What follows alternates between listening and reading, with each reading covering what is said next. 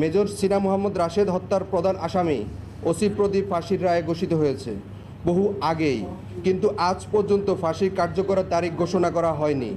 কেমনে হবে ভাই? সবাই তলে তলে বেআইন ভাই, একজনে বউ সাজছে, একজনে জামাই সাজছে। হয়তো প্রদীপ কুমার বউ, আর না হলে প্রশাসনের হয়ে গেছে জামাই। বুঝতে পেরেছেন? এই কথা বললই আমরা অপরাধী। এটা কেবল বিলম্ব নয়, এটা ন্যায় বিচারের সাথে অপমান, শহীদের আত্মার প্রতি বিশ্বাসঘাতকতা আর জাতির সাথে বেইমানি।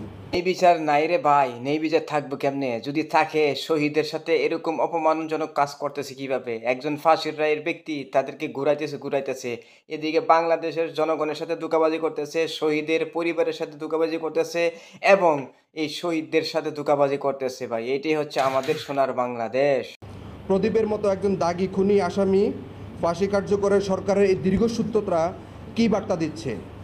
প্রদীপ কুমারের মতো দাগী আসামির যদি বিচার না হয়, দেশের মধ্যে আর কখনো কোনো বিচার হবে না ভাই। এই প্রদীপ কুমার কিন্তু ফেসিসের সাথে একযুগ ছিল, কারণ হাসিনার কথাই শুনেই কিন্তু এই কাজ করছিল। এখন সে বলতেছে না কি বলতেছে না, তার ব্যাপার। এই প্রদীপ কুমারের বিচার করলে মনে করা হবে যে ফেসিসের কিছু বিচার হয়েছে, কিন্তু কি করবো ভাই, কোনো করার নাই।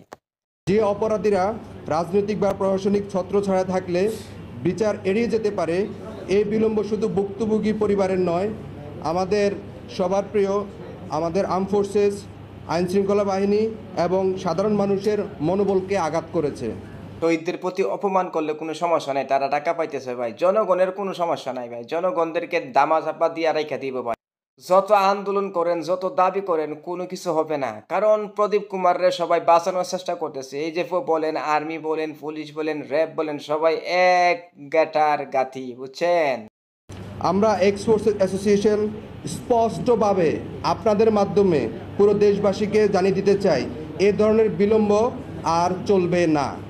তার বিচার না করা হলে জনগণের প্রতি আইনের চ্যালেঞ্জ ছুড়ে দেওয়া হয়েছে। ঠিক ভাই, আসলে ভাই জনগণ কি করবে ভাই? জনগণ রে এই 9 দিয়া 6 দিয়া বুঝাবে ভাই, কিন্তু কোনো করার নাই ভাই। জনগণ যখন আবার আইন তুলে নেবে, তখন আবার প্রশাসনের কানের মধ্যে আবার লাগবে যাইয়া, ঠিক আছে? তাই সকলে আন্দোলন করেন। এই আমরা সবাই চাই এই প্রদীপ কুমারের ফাঁসি, কারণ এই প্রদীপ কুমার যে কাজ করছে একবারে সারা বিশ্ব কাঁপাইয়া দিছে।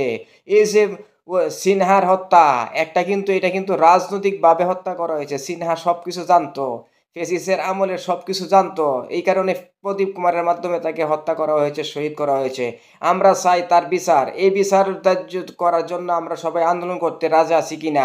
আসেন আমরা রাজি হয়ে যাই। আর জাতির সাথে বেইমানি করবো, এটা কোনো সমস্যা নাই ভাই। তারা এরকম দামাসামা দিবে, এরকম সুন্দরভাবে সাজাবে ভাই। আপনি দেখতেছেন না, 3-4 বছর হয়ে গেছে প্রদীপ কুমারের ফাঁসি চলতেছে, কিন্তু এখনো ফাঁসি হচ্ছে না, কোনো রায় দিচ্ছে না। কারণ সবাই তো ভাই তলে তলে রয়ে উনিশ ফুট কি ভাই, বুঝছেন?